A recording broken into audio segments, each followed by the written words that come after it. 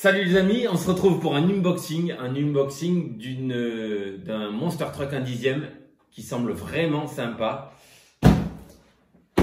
Le Funtech Furio. Alors c'est un Monster Truck RTR livré avec une radio 2 Go 4 montée entièrement sur roulement avec une batterie NiMH livrée, il est livré avec sa batterie NiMH 7V2 et son chargeur. On va ouvrir ça ensemble. Voilà à quoi il ressemble. Et voilà, il est là. Alors, on est sur un Monster Truck 1/10. C'est un modèle propulsion, donc 4.2. Il a des gros pneus, une carrosserie en Lexan. Il est livré avec sa batterie NiMH 7V2, avec la prise Tamiya. Sa radio 2 Go 4. Il y a ce qu'il faut pour l'utiliser. On, off, le trim de direction, le trim du neutre, des gaz. Il est livré aussi avec son chargeur. Alors, on va autopsier la bébête. Une carrosserie en Lexan. Alors, moi, je remarque un truc tout de suite. C'est que là, il n'y a pas de renfort au milieu. Donc, en cas de retournement multiple, il risque d'y avoir un peu des séquelles sur le toit. Mais bon, ça a l'air vraiment solide quand même. Et puis, ça reste un véhicule qui tourne avec un moteur charbon et en NiMH. Vous pourrez cependant la passer en 2S. Il est à l'endroit, non, il est à l'envers. Il fonctionne aussi en 2S. Vous pourrez aussi l'utiliser en 3S. Mais cependant, il faudra renforcer toute la pignonnerie du différentiel arrière. Il n'y a pas de différentiel à l'avant, étant donné que c'est un propulsion. À l'avant, ça ne servira que pour la direction. J'ai vu qu'il y avait eu des problèmes sur les servos de direction sur le Funtech Furio. Cependant, là, maintenant, il est monté avec un servo 3 fils. Donc, vous pourrez mettre le servo que vous voudrez, ou un plus solide, ou un plus rapide, ou un plus costaud. On pourra le changer rapidement. Avant, il était sur un 5 fils. Donc, il y avait quelques complications. Maintenant, c'est réglé. Il est sur 3 fils. On retrouve des belles suspensions avec un corps plastique.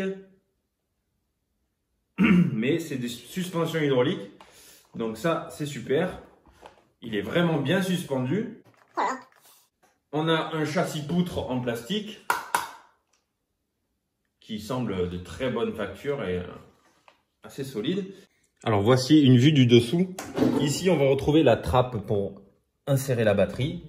On va enlever le clip, tirer le petit longeron et là, on accède au compartiment batterie. Il vous suffira de connecter la batterie NiMH et de la ranger dans son lit à batterie. Bon là, je ne l'ai pas connecté entièrement, c'est volontaire. Hein. Tac. Et là, de remettre le petit chevron dans le bon sens. Et voilà. Et là, de mettre le clip.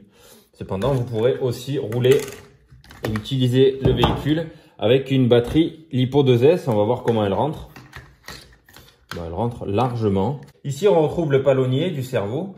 Donc, en cas de panne de servo, il vous suffira d'enlever la vis cruciforme, de retirer le palonnier, de changer votre servo par un ou plus costaud ou plus rapide, comme vous voulez, ou même l'origine, et de le remettre. Donc, la maintenance est quand même simple. Un châssis qui semble vraiment cool. Des triangles bien costauds. On est sur des roues Monster Truck avec une gomme qui semble très bien, une mousse assez dure. Comme je disais, encore la suspension est vraiment cool. Un bon pare-choc à l'avant. Vraiment, ça me semble être un modèle très adapté aux jeunes qui veulent rouler avec leur père, qui veulent les suivre sur la piste ou même, allez, on va rouler, je suis papa et je prends mon Furio. Ça semble terrible. Les supports de carreaux qui peuvent être modifiés en hauteur, bon, rabaissés ou rehaussés. On a des roues avec des hexagones de 12. Ce qui veut dire que ces roues-là, on peut les remplacer par exemple, par des roues de BX-RS1. Ah oui, j'avoue, ça fait bizarre. Mais c'est de l'hexagone de 12. Donc, vous avez un large panel de pneus et de jantes qui se montent sur ce modèle. J'en profite pour vous montrer un peu la dimension des noix de cardan et du cardan. Full métal. Hein. Et on peut voir ici que c'est sur roulement. Il me fait penser un peu au Traxxas Bigfoot. Je ne sais pas si vous connaissez le modèle. Il lui ressemble beaucoup. Et c'était une valeur sûre à l'époque. Ici, on retrouve un variateur charbon, encore une fois réglable avec les petits chevalets. La petite antenne. Ici, débranchement pour le cerveau en cas de maintenance. Et ici, on retrouve un petit interrupteur on-off pour allumer et éteindre le modèle. À titre informatif, attention, les jantes avant et arrière ne sont pas les mêmes. Elles se ressemblent du point de vue esthétique, mais les avant ont un déport plus important que l'arrière. Donc en fait, si on se met comme ça, vous verrez que le train avant est plus étroit que l'arrière. Maintenant, après ce déballage, on va aller voir ce qu'il donne en vrai. Allez, je vous donne rendez-vous tout de suite sur ma piste. C'est parti, on va voir ce qu'il donne. Déjà, je tiens à remercier Mathieu de l'atelier du pilote pour ce prêt du Furio Funtech, ce qui m'a permis de faire l'unboxing et qu'on le découvre ensemble. La batterie NiMH d'origine, elle est chargée. Let's go.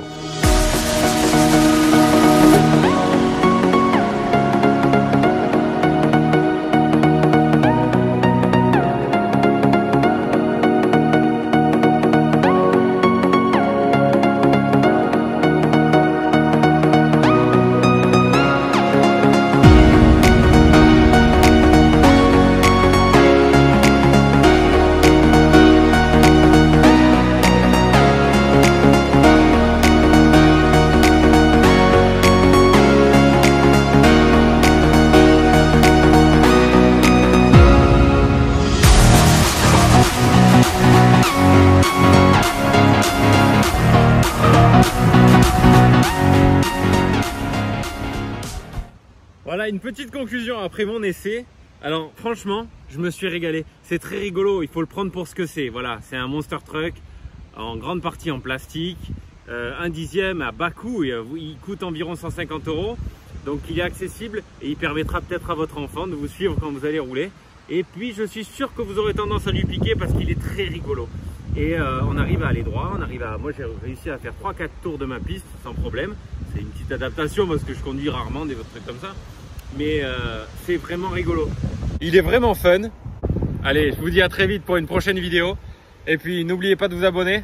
En bas à droite ou à gauche, je sais plus, par là. Voilà, il y a un petit carré rouge. Allez, ciao tout le monde. Bye.